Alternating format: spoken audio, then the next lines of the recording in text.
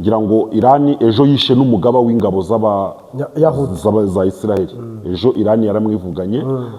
Noneho n'umugaba w'ingabo zirwanira ku kirere ejo bundi yari yapfuye ku munsi wa kabiri w'intambara. Damu kwa ba Gaddafi. Reka nkubwire Marite, umugabo ngo nta kosa aribeshye. Reka tubare ko Amerika yaribeshye, sibyo?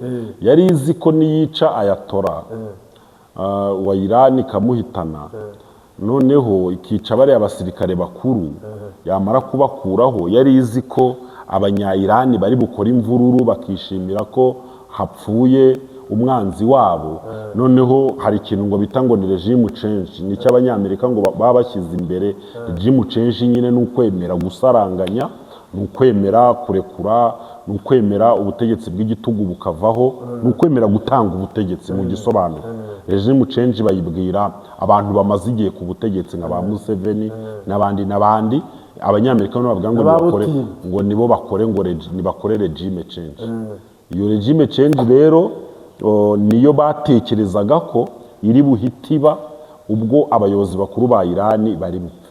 Noneho rero ibyo babonye atari ko bimeze.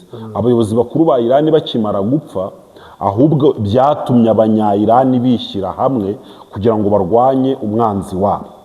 Ubu rero unity, ubumwe, kwishyira hamwe kw'abanya-Irani, ubu nibyo birimo gutuma Amerika irara idasinziye. Yaribeshye rero, reka nere kuvuga ko yakosheje nta mugabo ukosa, umugabo aribeshye. Yaribeshye kandi ikosa rimwe gusa nyine mu buzima hari igihe ribyara urupfu. Uburiye rero Irani irimo kurikosora. Noneho wasimbuye umwami w'ikirenga wa Irani we ni intagondwa mbi, naba n'undi ngo yari yisaziye. We ngo ni intagondwa mbi rwose. Ejo yatanze disikuru. Trump ari mu kaga ko ashobora kwicwa. Erega bariya abaperesi ni abagome. N'amatora barayayobeje na Trump n'uwari ugiye kumurasa uherutse gucibwa n'urubanza muri Amerika, igihe isasu ryacaga ku gutwi urabyibuka. Bivugwa ko ari Irani yari yateguye kiriya gitero. Bariya abaperesi ni abagome. Ni abagome kurusha abanyamerika. Itigwa muri wa mutego, yamara kugwamo igahita ihanuka. Nacyo kintu ubu ngo abanyamerika n'abayisiraheli bari mu manama bari kwibaza uburyo bashobora kuza gukandagira mu kirere cya Irani. Kuko ubu tuvugana indege ziri kuza zagera mu kirere cya Irani zigahanuka, abapilote bo bari kubyumva bagita bambara imitaka bakavamo bakagwa muri Jordan. Ubwo ikirere cyabaye amashanyarazi. Kuvuga ngo bari kurenga Jordan bakinjira muri Irani, indege igahita yiba. Yego. Systeme zikanga kugenda, bikanga pilote agahita afungura umutaka akavamo, indege igakwamira aho ngaho. Bivuze ngo kuva bavuze ko ngo iri koranabuhanga ry'Abashinwa mu kurinda ikirere ntabwo ryari rizwi, ntabwo Amerika yari bizi bigaragariye hariya. Urumva ariko Irani yaba yatanze igihugu cyayo nayo kugira ngo ishike kuri hariya. Urumva ni test bari abagabo bagiye gutestinga bareba ibintu bakoze ko ari ibintu bishobora kuzabarinda. Ahangaha Abashinwa ngira ngo besheje agahigo. Ntabwo ari ngombwa kwigwa bafata za mbunda za air defense system ngo zijye zirekura amamisire kuko ngo birahenda cyane. Ahubwo bo bafite tekinoloji ku buryo mu gihe wohereje indege bo bohereza amashanyarazi mu kirere. Indege rero ikaba idashobora kugira resistance muri ibyo bintu by'ibyo myuka by'uruvange kandi biremereye cyane kandi bitwika. Noneho indege ikagira gute? Igahanuka. Ibintu bikomeye cyane. Numvise bari kuvuga ngo indege za Amerika ziri guhanuka nk'amavoka ateze cyangwa zigahanuka kwa kuna amavoka agwa ateze. Ngo ziri kugwa butosho cyangwa bubuye. Ngo kubera tekinoloji y'Ubushinwa bivugwa ko Irani yaba yabwiye Xi Jinping w'Ubushinwa akabaha igikoresho nyuma y'intambara. Ntabwo ari ngombwa kubabwira. Reka Abashinwa bagomba kugira icyo bakora kandi kigaragara, sibyo? Kuko no ku Burusiya barakoze. Kuko uyu buriya biriya byo muri Ukraine biroroshye ku Bushinwa. Kuko Irani niho hantu, niko gatute gasigaye ku isi Ubushinwa bugomba kujyaho bukavugiraho. Amerika niramuka igashenya murabona Ubushinwa nabwo barajya muri ONU bakajya bafatira ibyemezo nk'uko babifatira u Rwanda na Kongo n'Ubugande. Hariya niho Ubushinwa bugomba kwerekana amakaka bukabwira Amerika ati asubutu. Sibyo n'ahandi hose ushobora kuzajya aho ujya ugakora ibyo ushaka nuko tuba tukwihoreye. Hariya niho Ubushinwa bugomba kwerekana kuko Ubushinwa bufite inyungu zikomeye muri iyi ntambara mu gihugu cya Irani. Ubundi Irani, abantu batazi Irani ni igihugu kidafite igihugu gikeneye ku isi.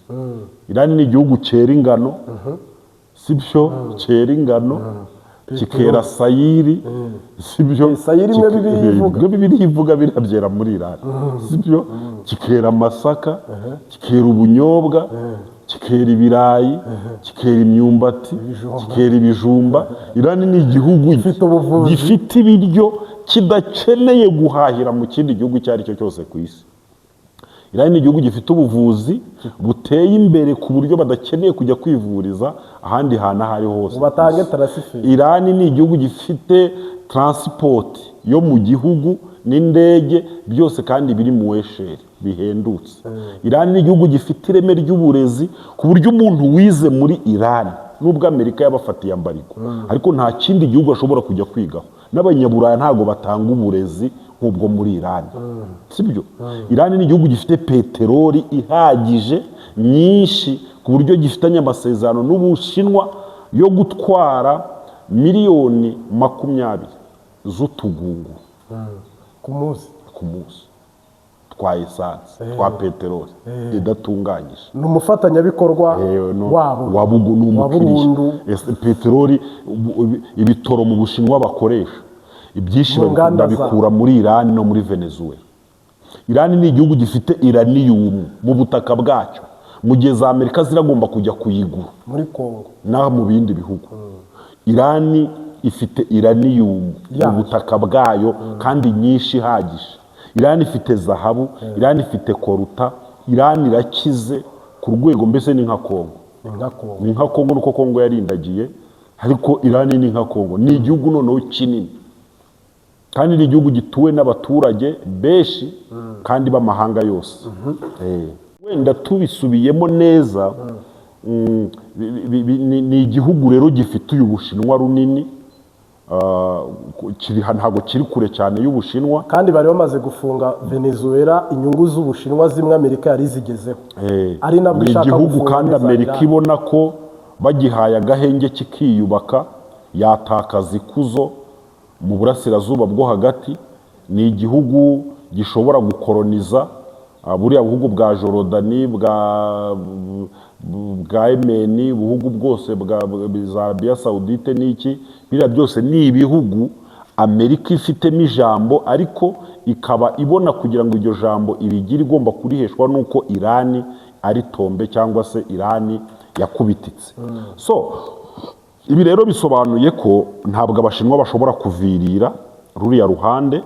Icya kabiri, n'Abarusiya kandi nabo ntabwo bashobora gutererana, nubwo badashobora kwiyangaja mu buryo bugaragara, ariko ntabwo bashobora gutererana Irani kubera ko Irani ntabwo yabatereranye muri Ukraine. Uzi ko indege z'ubwiyahuzi za kamikazi zakoreye Putin akazi gakomeye cyane mu kugaba ibitero, kandi Irani ifite indege z'ubwiyahuzi ngo nyinshi, ifite misile zisaga miliyoni byonyine baziteye no kuri iyi si.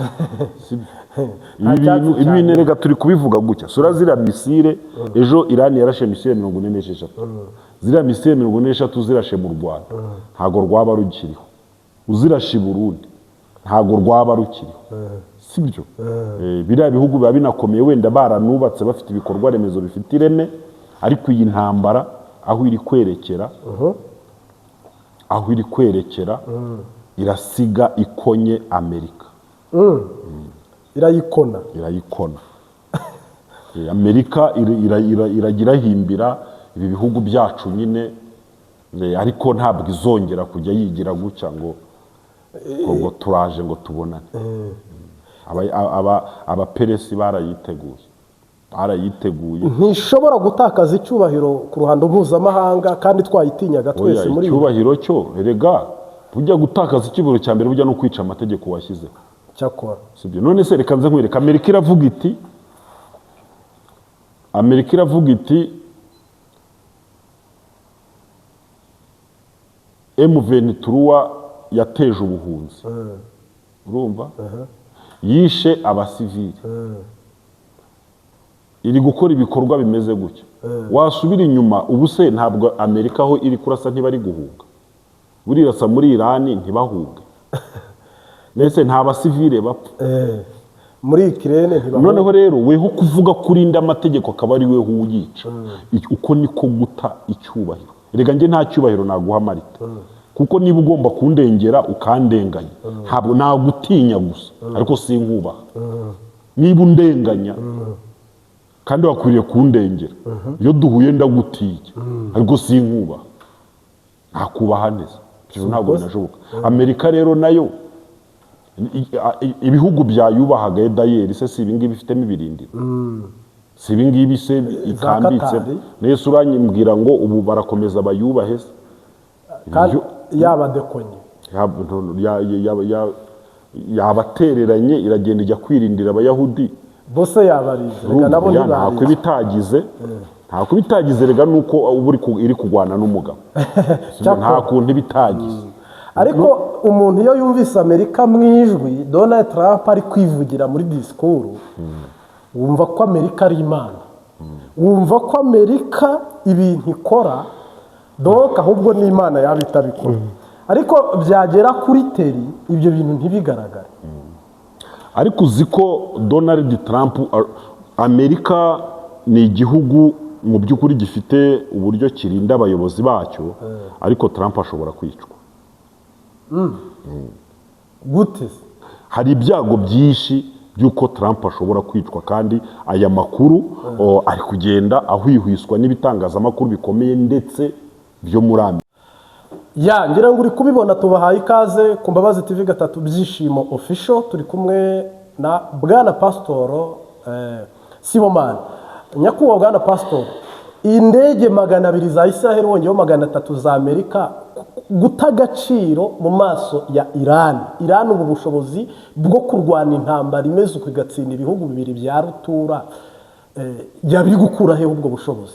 Ntabwo turemeza ko Iran yatsinze ariko aho biri gusa biri kugusumba byerekera kandi nubwo yanatsindwa ntako itagize twabara ko yatsinze.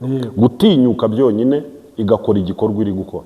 Kuko ubu tuvugana Iran imaje guhanura indege zigeze kuri 375 yego z'Abisiraheli n'Abanyamerika. Iki ni igikorwa gikomeye. Ukibaza ngo ubundi Iran ifite ubushobozi bwo guhanuriza indege. Nico turi kwibaza. Iyi ntambara hamaje kugeramo amaboko y'abandi bantu babyimbye bafite agatuza harimo Abashinwa ari nabo kugeza uyu munsi bashobora kuba ngo bamaje gukubita Amerika ahantu hababaje. Kuko tekinoloji Iran irimo gukoresha biri kuvuga ko ari tekinoloji y'Abashinwa ndetse umunsi w'ejo ku itariki ya 2 Abashinwa Amerika yiyamye igihugu cy'Ubushinwa kuko ngo Ubushinwa nibwo bwahaye Iran tekinoloji irimo gukoresha mu kubaka za misile zigezweho zitari gupfa kubonwa n'ubwirinzi bw'Abayahudi ndetse n'Abanyamerika. Icyo ni icya mbere. Icya kabiri Ubushinwa nibwo bwahaye Iran amakuru yuzuye y'imibereho cyangwa se y'ubutasi y'ibirindiro by'Abanyamerika ndetse na buriya bwato bwa Abraham Lincoln bwatwikiwe hariya muri iriya nyanja. Ibi byose rero urumva Ubushinwa bwatanze umusanzu ukomeye muri iyi ntambara.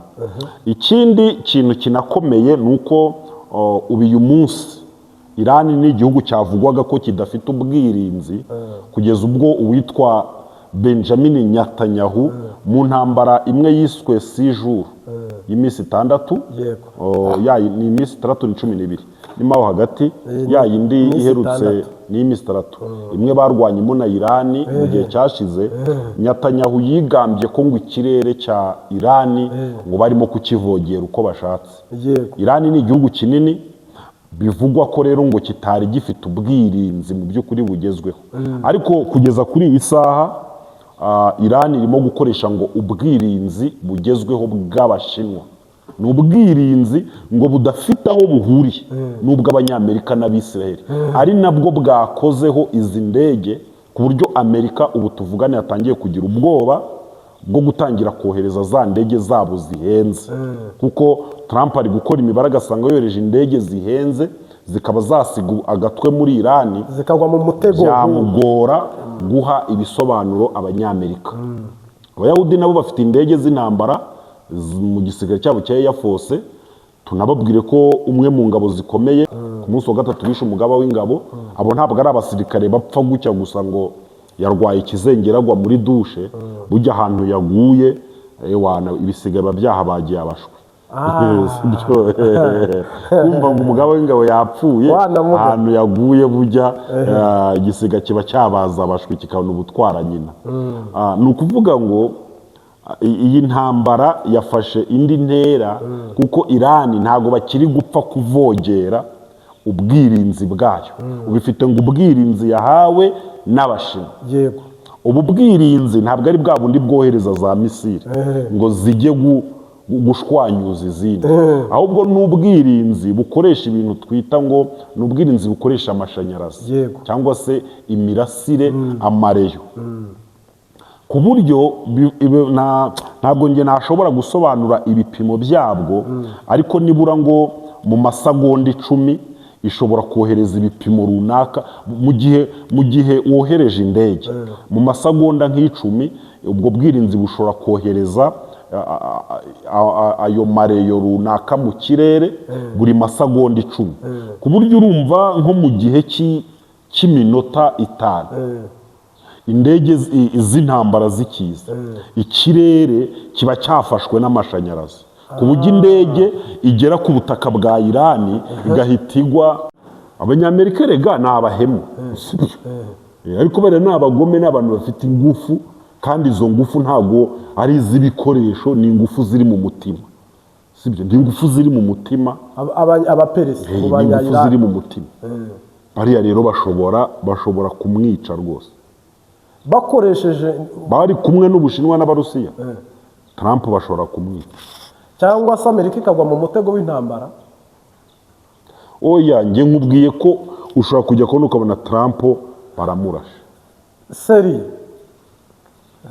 Ntabwo bano Barabu ntabwo bishimye, aba Barabu bose ntibishimye, nubwo Amerika ibahashyize ibirindiro, ariko ni nka kwa kundi umugabo ashobora kuza iwawe akurusha imbaraga akajya aryamana n'umugore wawe, nawe ukaryama hariya mu kirambi, bakaguha ibyo kurya n'imyambaro n'imodoka, ukajya uryama hariya bakakubakira n'inzu nziza yo kubamo, umukire akajya, ariko icyo gihe ntuba wishimye. Ni ukuvuga ko Amerika iri muri Katari, n'ubundi Katari muri yishimye, Arabia Saudite ntiyishimye. Ntabwo ubundi gihugu cyishimiye Amerika ni iki? None ahubwo witegereje nk'umuntu ureba kure, ibintu Amerika ikijije ku isi, kuko bivugwa ko amahoro isi ifite ni ay'Amerika iyigejejeho. Amahoro isi ifite iyakesha Amerika, kuko ni nayo inayahungabanya. Amerika idahungabanyije amahoro ku isi, iyi si yaba, ibihugu byaba binatekanye. Ni ikihe se cyajya kwiyenza ikindi? Ni ukuvuga rero ko Amerika dore ibintu ikora. Icya mbere, uburyo ihungabanya isi, ihungabanya isi yica amategeko yashyizeho. Icya kabiri, ihungabanya isi irema imitwe y'abagizi ba nabi kugira ngo bakore ibyo ishaka mu bihugu runaka.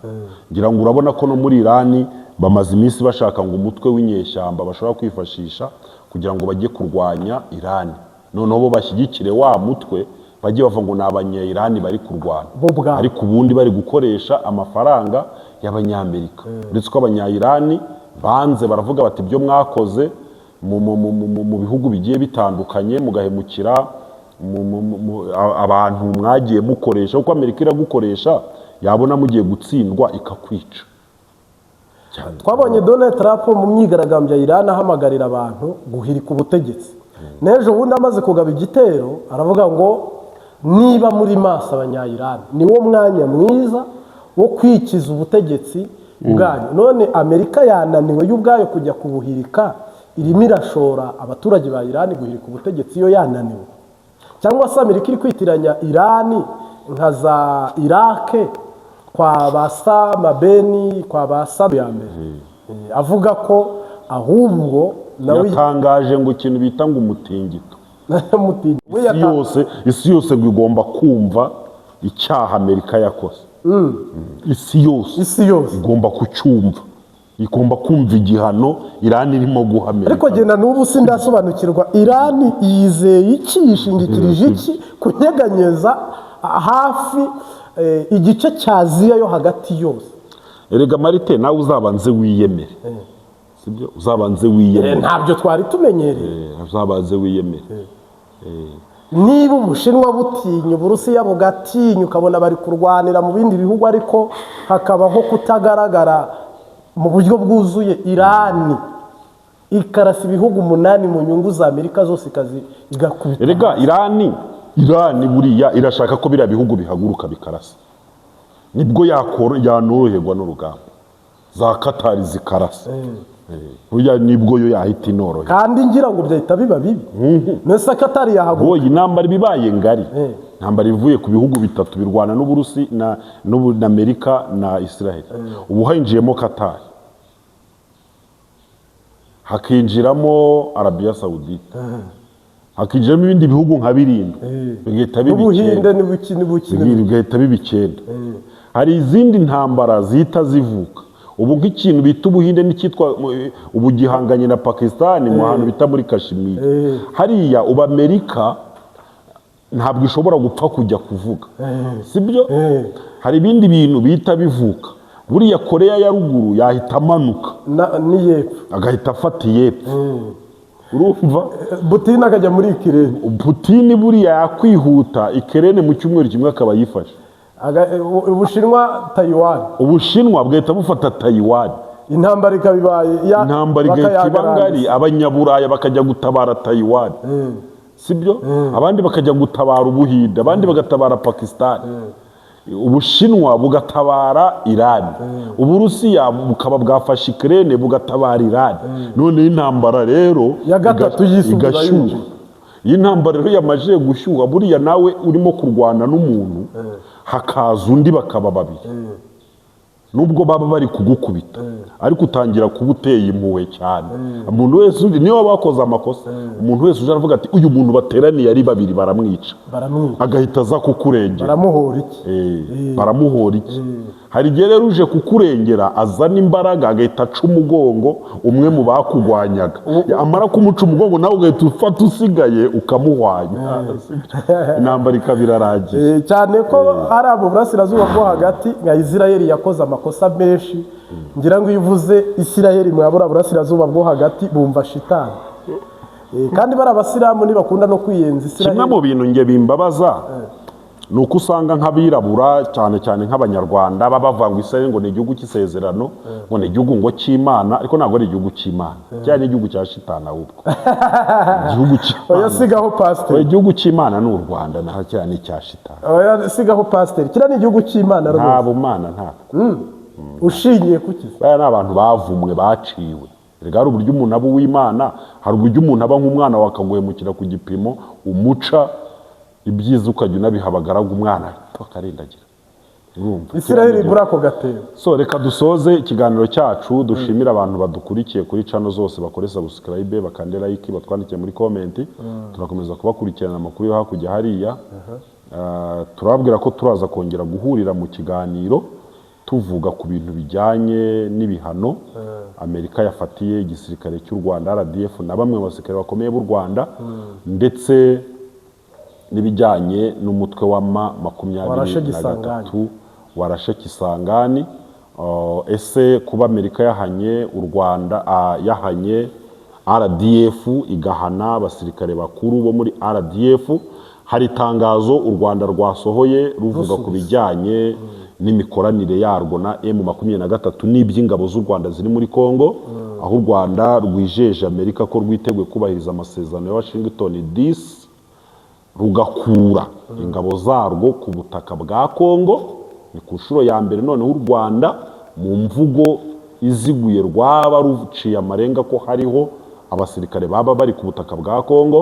U Rwanda kugira ngo rukore ibyo, ese Kongo yo irasabwa iki? Turabigaruka mu kiganiro cyacu igikurikiyeho. Rero nitwa Sibomana, twari kumwe na Marite kuri mikoro ntoya. Icyenda TV we yagiye. Ikiganiro byacu nakagaruka. Ciao ciao. Ciao ciao.